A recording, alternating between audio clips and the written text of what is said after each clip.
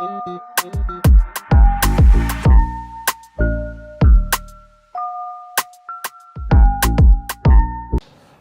and welcome guys to the Oxford Street Giants. This is our third video. Today we're going to talk a bit about ourselves, how we met, how we started reselling, and just some words of advice for you guys that are looking to resell and be like us in the future. Yeah, before we do that, let's get into a quick fit check. Yeah. So today I've got on the Jordan and Maison Chateau. I think it's like a French brand that they collab with, like hoodie, like grey wash jeans, and like Hyper Royals. So light little fit. That's crazy. Listen, I've got H&M flannel, H&M top, H&M cargos. Can't go wrong with wave runners. Nice and clean. Yeah, you know what I mean? Clean still. Quick. What about the beanie? Quick Nike beanie. Got the jaw on the side. Something subtle, you know what I mean? What are you saying, Jordan? So how did you get into reselling? So I started in the lockdown. I know a lot of you are going to look at it and like, oh, this 2020 play and there. So a lot of resellers got started in the lockdown. I felt like I was working my job and I just felt like I had a lot of free time on my hands. And shoes was something I've always been interested in since I was quite young. So I thought, I'm passionate about it. I know a lot about the market because I'm always looking at videos of like Complex, Cool Kicks, all the American kind of guys that kind of just showed me a bit about how to start reselling. So I thought like, fuck it, I'm gonna start. So I ended up starting. I bought 5 pairs. I bought a pair of Satin Snake ones. That's true. Yeah. A pair of pine green lows, a pair of white heel mids Chicagos, and 2 pairs of Alexander McQueens. And I ended up just starting that 15th of October. I just ended up starting that then, and then I was kind of just selling, making a bit. Flipping bricks. But even the first ones I bought, I didn't really make a lot of them. Most of my sales I was making around like £10-20, working my job as well, kind of just believing in the process, reinvesting. I just thought that was kind of how I should start it. And what's this now? 3 years. I'm 3 years into it. That's 2023. It's going all right. Nothing. Not like fucking Cool Kicks or anything. I don't have like a store, but it's going all right. That's lit. What about you? How did you start? Well, we started reselling. Me and my little brother started reselling Supreme. I think 2018. Okay. When the SS18, they had like some bags and stuff, skateboards and all of that. Literally back when anything Supreme used to flip. Yeah. Literally, you can get anything from Supreme and it would flip. So we started with that, and then my brother must have swapped a BOGO for Jordan 1 Shadow. Is it? Yeah. The 1.0s? I think it might... 1 or 2. I'm not sure. No, because the 2.0s came out like... Yeah, it's like black here, black and grey there. Yeah, That's so 1.0. crazy. So yeah, we swapped it for that, and then ever since then... From literally just watching YouTube, innit? Yeah. Like watching YouTubers in America, just watching what they're doing. Oh, we want to do that, cool. Put some work in. Yeah. Bought some trainers and started flipping them, yeah. I feel it. And then I think the proper first, like, big shoe that we went for, as in like in terms of quantity, was the Smoke Grey Mids, the 1.0. Okay. Was catching people out for like 120, 110 in Oxford Street, where we started. And ever since then we just kept going. We've got over 140 pairs in stock now. Like, it's getting crazy still. So what would you say your bread and butter is? So like there's so many different avenues of reselling. Some guys, they do hold, some guys bought, some guys in store, some guys get bulk from overseas. Yeah. So what would you say like is your kind of thing? For me, it was in store. Okay. Obviously, shout out the back doors. It was crazy still. Oxford Street was a flames. Mad thing. Literally, it was flames. Mad Literally, thing. Nike used to drop every day. JD, Foot Lockers. There's 2 Foot Lockers on that street as well. Selfridges, Offspring. And then there used to be... were cool. Yeah, there used to be an Offspring below... Oh my God, I forgot what it's called. But there was an secret Offspring. Oh, swear. Downstairs somewhere. I forgot where it was. It's next to Nike. No, next to Nike. Okay. There's a shop, and then under it, there was an Offspring. Okay. And that's where I grabbed 3 pairs of the... What's it called? Some fours. Some white and red fours. Fire red. Nah. Oh my God. The shiny one, man. I forgot what it's called. Oh my days. Oh, metallic reds. Yeah, metallic reds. Metallic red. Yeah, and there's a pack of 4. Yeah, they're crazy. Yeah, they are. GS they went pairs. up still. Grabbed 3 pairs. But I saw them too soon. Yeah. So you, Jordan, what's your bread and butter? So I say when I started out, I wasn't in stores much. I know I did go around a bit, but like, I just didn't know the pattern. Like, I'll be honest, like when I first started, like no one really showed me the pattern. Like I started, me and my friend, we had started, it was just us two, so we was all just trying to figure it out really. So I know at first I definitely started on like brick flips. Like I was just on brick flips, like, because where I'm from as well, like I knew that if I was getting all these like expensive J's in and like expensive shoes, people weren't really gonna buy it. And I was trying to build a clientele at the time, so I felt like I needed stuff like cheap.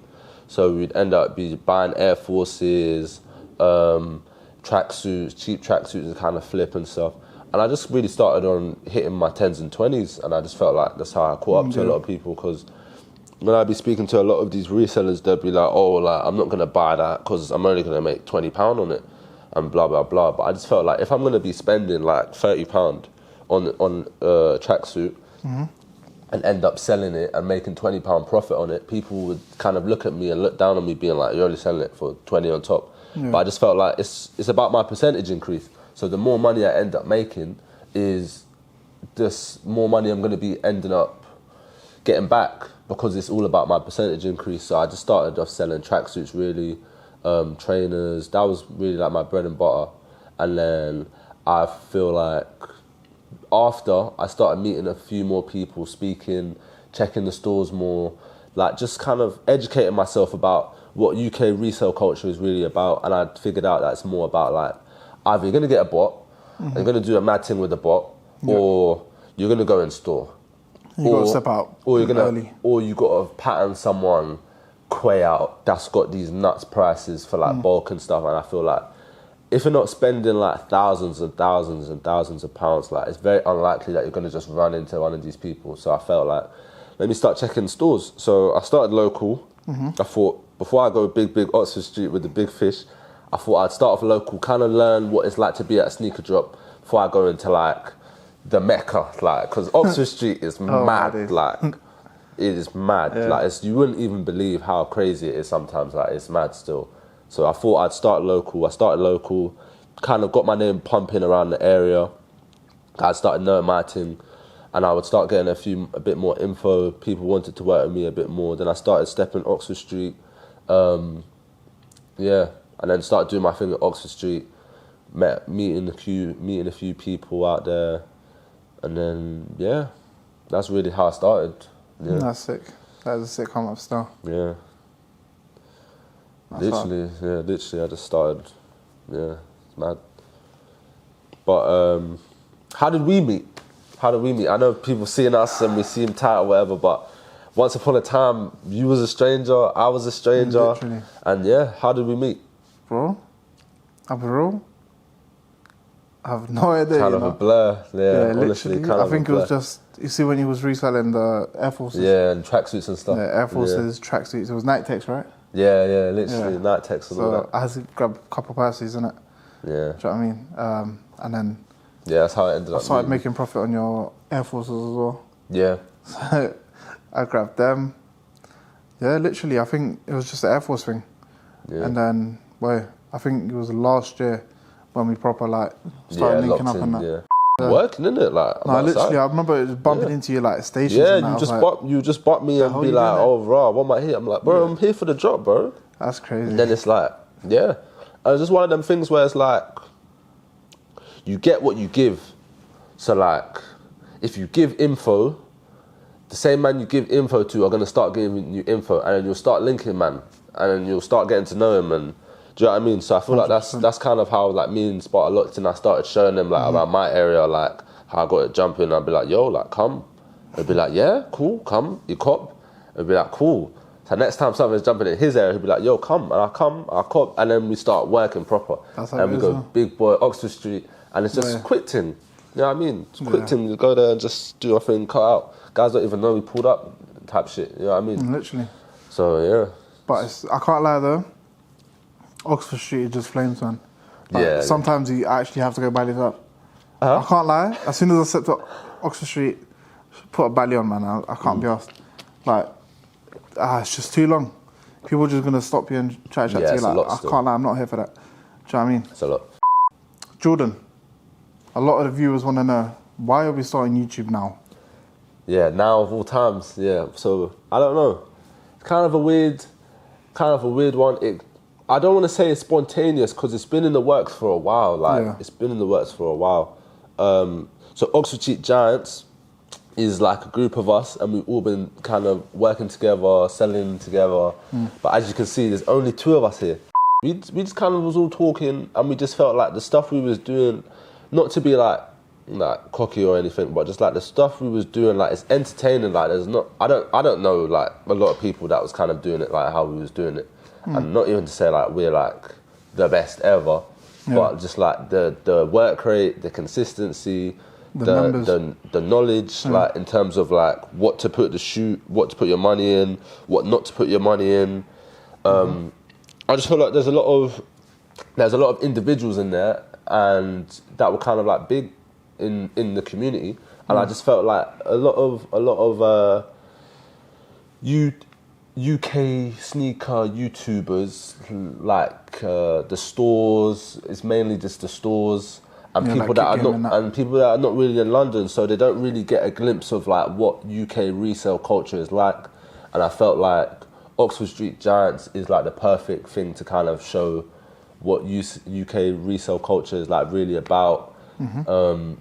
How real it actually is, because I don't know, I think some people, they think like this resale thing is easy, but I want to really be able to like connect with the viewers and like level with guys and just show them like resellers are just normal guys, like sometimes I'll be out or whatever, out at like an event or something, and someone might be like to me like, oh, like what do I do for a living? And I'll be like, I won't say like I'm a reseller, I'll be like I'm a shoe salesman, or like I sell limited trainers on the market and limited clothing, and they'll be like, oh, like I hate you resellers. I just feel like, why? Like, why do you hate me? So I just feel like to kind of just show like the realness of it, and it's not just like you buy a shoe that goes for £160 and you sell it for £500 just because I felt like selling it for £500. Yeah, no, it's not like that. I feel like we just wanted to put something out to show the realness of it.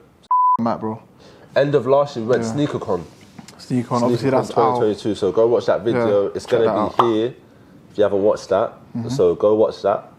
And then you just shouted at me. Like, me and Sparta was just going to go and just try to sell our stuff. Yeah. And I remember Sparta must have just called me and been like, yo, like, why don't we just do a YouTube video? I was like, cool. Yeah, like, fuck it. Yeah, and then we ended up doing it. I had fun with it. I felt like it could have been better, but it was very stressful. Way better. It was very stressful. Literally, bro, just watching resellers in America, I thought, yo, like, I can do this, bro. Yeah, bro. There's one certain guy that just started recently, and I was watching him, and I can't lie, his content is bare raw. Yeah, Mac Resells, shout out to you. Literally, bruv, he's literally in the streets. He's like Kyle, basically. Swear. But with a camera. Yeah. Charles said. Yeah. He's actually too sick. But yeah, hopefully one day can link up either here, there. Mad link up still. New York, London, yo, pull up, you know what I'm saying? Fully. You get it? So, yeah. That's what we're trying to get into YouTube, but just show you lot what's going on in the streets for real. Yeah, it's time. So, like, what else to expect for us? I know you guys see the background. I know in the Travis video we had a little dingy background, but this is the thing now. Hold on, but can we like let them know what time that was? Like, it's like 2 in the morning. I know it was mad, bro. It was mad. So like, it was a last minute kind of thing. Yeah, it was mad. Still. Like, we had to record the video, and like it should be out by now. So go check that out as well. That'll be there. Yeah, the light. Check out that the video. light is not great. Travis Scott review. That's there. But we did what we could, innit? Yeah. And we're gonna show a couple clips in the next video as well. So stay tuned for that one. Yeah. Cool. So what to expect from us going forward? So yeah, look, like we're gonna be pumping out content in it. So I'm talking from podcasts to like challenges. We're gonna be in the streets asking public general knowledge questions, fit checks, all of that good stuff. So stay tuned. We want guests on our podcast. So the Oxford Street Giants podcast is coming, and we do want guests. So any of you resellers watching that would want to get involved and want to get in touch, just contact us on the Instagram. OSG.tv. OSG.tv. We've already got a couple people in the works, big names in the resale community. So hopefully we get that out. Anyone else that wants to collaborate with us, that feels like they bring some cool stories about how they got started, like words of advice, like feel free to just hit us up. Any botters as well. Yeah, we're not botters. We want botters as well, because obviously we ain't part of that, and we want other people to know what botting is and that. Do you know what I'm saying? Literally. So if you do bot and you want to come on, shout us. Yeah. So expect more content from us this 100%. Year, 2023. We're going to be pumping out content. This has been the Oxford Street Giants. Thank you for watching, and we're out. Peace. OSG.